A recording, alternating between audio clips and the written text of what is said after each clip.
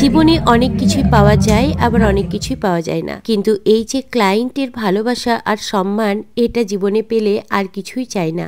Hello everyone, আমি স্বাতি মাহান্ত গোলদার। আমার ভিডিওতে তোমাদের সকলকে জানাই আরও একবার অনেক অনেক ভালোবাসা। কেমন আছো সকলে? আশা করছি প্রত্যেকে ভালো আছো। আমিও তোমাদের আশীর্বাদে এবং তোমাদের ভালোবাসায় ভালো আছি। এটা ছিল আমার লোকেশন বুকিংস, আর আমার লোকেশন বুকিংসে আমি সাজাতে চলে গেছিলাম আমার ব্রাইড রিম্পাকে। আমি ওই ব্রাইডটিকে নাম দিয়েছি আমার গোলুমোলু মিষ্টি ব্রাইড।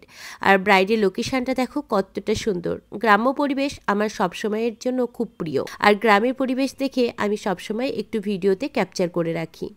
আর দেখো ওদের বাড়ির সামনেটা কতটা সুন্দরভাবে সাজিয়ে তুলেছিল। আরও একটি কারণ ছিল, আমার ব্রাইডের আবদার ছিল, দিদি তুমি যখন আসবে আমার একটা সুন্দর করে ভিডিও বানাবে, তুমি যেরকম ভিডিওগুলো করো।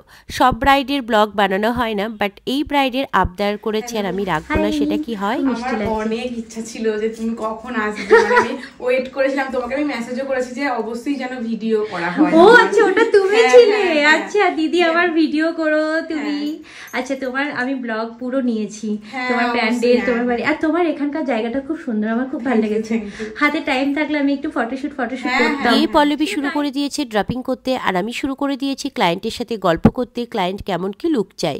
আপনি সাজিয়েছিলেন। আচ্ছা ওই ফোনটাই আছে, যদি ভালো না লাগে আমার কোনো প্রবলেম নেই। না নিউড ভালো লাগবে, একটু ব্রাউনিশ নিউড দেবো। হ্যাঁ, এই যে ও বাহ, বাট হেয়ারটা সামনেটা এটাই থাকছে, হেয়ারটা আমি ব্যাকে কার্লস রাখছি, তাহলে একটু ইয়ে লাগবে। আচ্ছা আচ্ছা, পাতলা লাগবে দেখতে। হ্যাঁ, আর যেন একটু বারবি দেখি লুকটা দেখাও।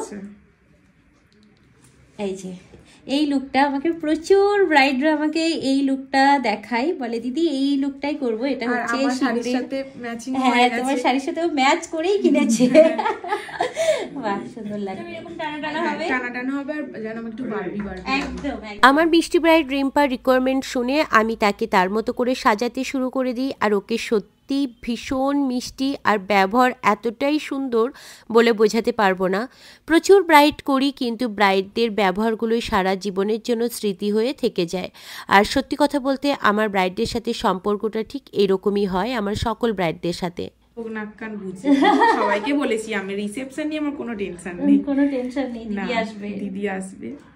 গল্প করতে করতে কাজটাও অনেকটা আমরা এগিয়ে নিয়েছি। তোমাদের লুকটা কেমন লাগছে এখনই তোমরা জানিও। আমার ব্রাইড তো এখন থেকেই ভীষণ খুশি। তো আমি তোমাদের বলে রাখি, আমাদের কিন্তু লোকেশন বুকিংস হয় যদি ডেট ফ্রি থাকি তখনই, তাছাড়া আমাদের স্টুডিও বুকিংস হয়। আর আমার নেক্সট ক্লাস স্টার্ট হচ্ছে 5th of January থেকে, তোমরা চাইলে জয়েন করতে পারো।